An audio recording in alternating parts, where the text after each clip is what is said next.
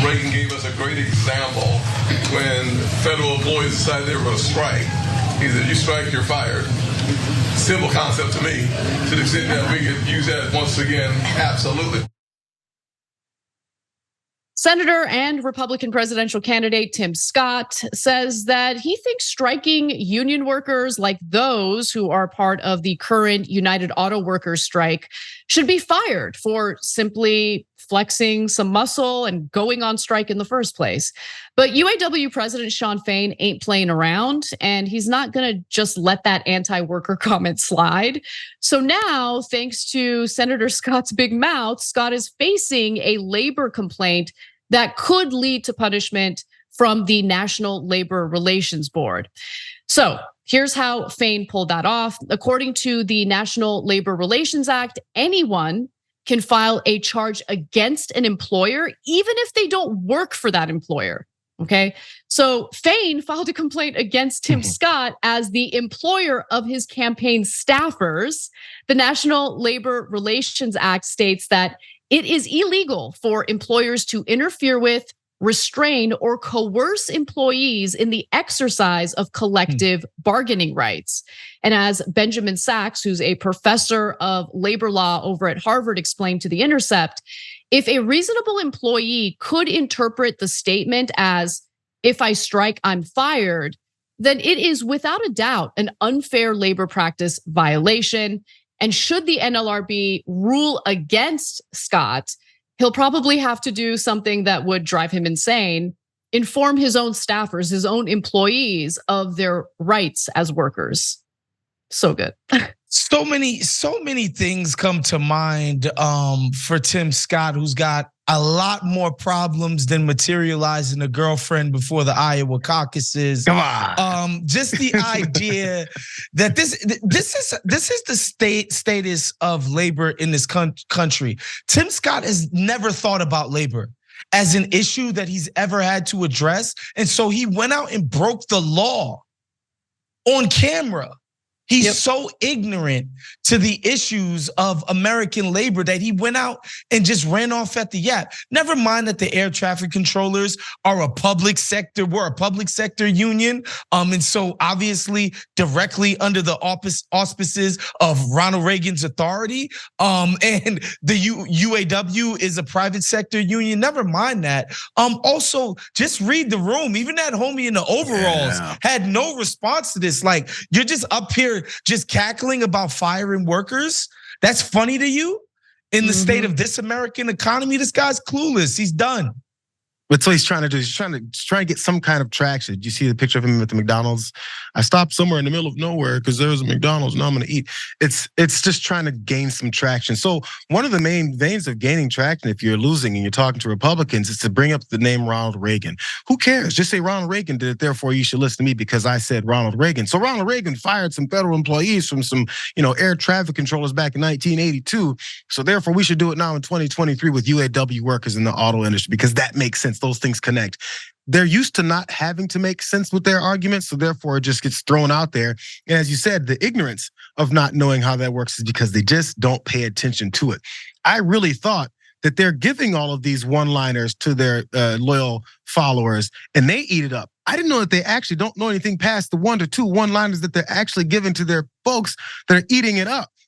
And if we bring up those same same B-rolls of Tim Scott, there's one of this tie that he's wearing, and that one, he's not only ignorant about the workers' strike. That's the stars and bars, boy. He's very ignorant about whether or not he should have worn that tie.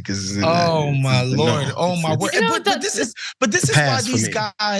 why these guys don't stand any chance against Trump because they're just not as savvy of political operators. Tim Scott is just reading the party lines. I hear union, smash. Yes. I hear Medicare, smash. I hear social, smash. I hear free trade, smash. Donald Trump's like, no, I can actually read the tea leaves of what's going on out there. And a lot of it, yes, is lip service and is rhetoric, but he has better instincts than these. They just told the party line. It's just like, yeah, let's have tax cuts for absolutely nobody except the absolute richest people in this country. Like this is Republican Party orthodoxy, but it's deeply unpopular. And Tim Scott is just such an idiot. He doesn't even know to move away from saying, yeah, let's fire all these people who have sacrificed wages in the name of this damn company. Let's keep it real. I'm sorry, last thought here, from me at least, you guys. No, Tim Scott's pushing that thin line, but Donald Trump, it's not like he's that good at it. Maybe at one point, because once he's got his minions under him to listen to everything he says many nonsensical things that make absolutely no sense. But at this point, he's like an old, rapper who had some good hits at the beginning of his career, and now he sucks, but now he's got a name for himself, and people don't even listen closely anymore and be like, this guy's bars suck. But they continue to buy his stuff. Tim Scott is the new artist trying to recreate and make the same song in his own name, and people go, that was already done by someone else. So you can't recreate what the guy did already. Now he's moved on and has just become this dinosaur of a politician. They still listen to him because they still love what he did before. Tim Scott has to find his own lane. He just doesn't seem to have one. It's just Donald Trump. No, and I'm going to disagree with you a little bit, JR, because the reason why I think workers buy what Trump is selling is that, yes, optically, he presents himself as a pro-labor individual when in reality, he's not pro-labor at all. In fact, he was asked specifically about the UAW workers going on strike, and he immediately started talking about how the union, he's mad at the union leadership for not supporting him and endorsing him. It's like, it's always about him.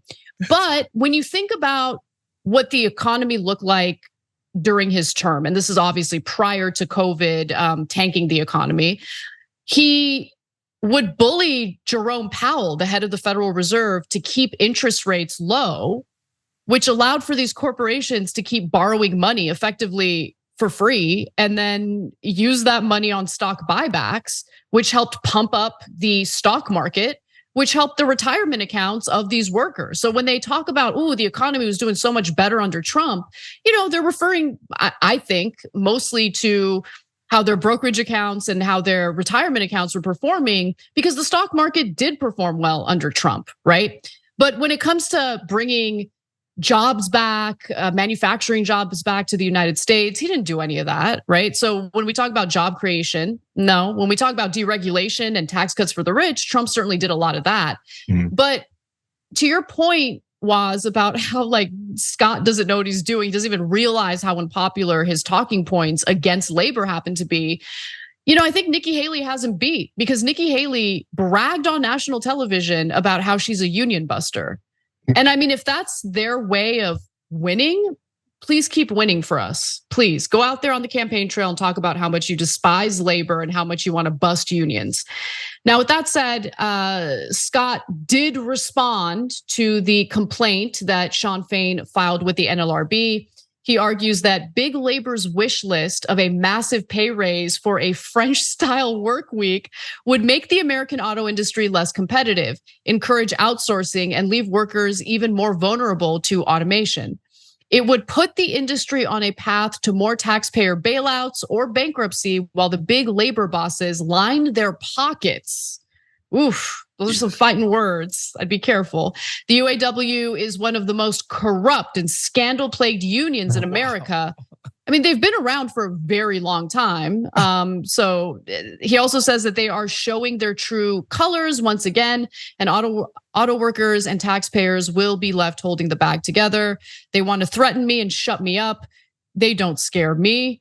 I will truly fight for American workers and jobs. How? How are you going to fight for American workers and jobs?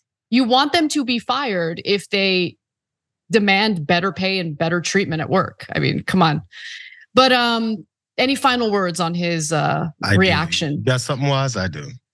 Tim Scott is done. That milk dud looking head of his is finished. Oh my God, Waz. Stick a he fork never in started. That dude. He never started, Waz. Stick a fork in that dude. A black Republican in South Carolina. How is that ever gonna work?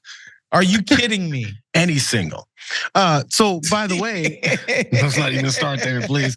By the way, this is the same line. This response from Tim Scott is the same line. Oh, you guys, we have to conform to what the corporations are telling us to do, or else the corporations are going to punish us. If nothing else, it's a direct admission that you've handed over the country to corporations. We are beholden to what corporations want to do, because if we don't, they're going to send jobs over here, fire that guy, go quicker to automation because they don't like their employees. Yo, that's a bad thing that you're supporting. Yeah. We've handed the keys over. So now we're just beholden to what they're gonna do to us. Bro, you look weak. You're trying to be president and you're beholden to those folks. You talk about people being bought and sold and paid for. That's telling us that you're one of those guys, except on the other side. But the way it should be, as we talked about earlier, when the UAW president and the way that they handled what Ford was doing, because they've handed some level of some kind of negotiations in this, they've given them a bit of a break. That's the way it should be. Why aren't the corporations and companies afraid of us? We are paying the taxes that then, of course, go to the way that they reconfigure money and hand it back to themselves. We're not the bosses. We're supposed to be afraid of the folks that are running businesses in our country. It's not just theirs, it's ours too. And if you actually fight correctly, then they'll have to conform to us. We have to stop being in the Stockholm syndrome of acting like whatever they do, we have to follow because they rule us. Man, this most powerful country in the world is afraid of folks who are stripping all of us of our wealth. It's messed up. Thanks for watching. If you become a member, you get to watch all this ad-free, except for, of course, this ad. Still, hit the join button below.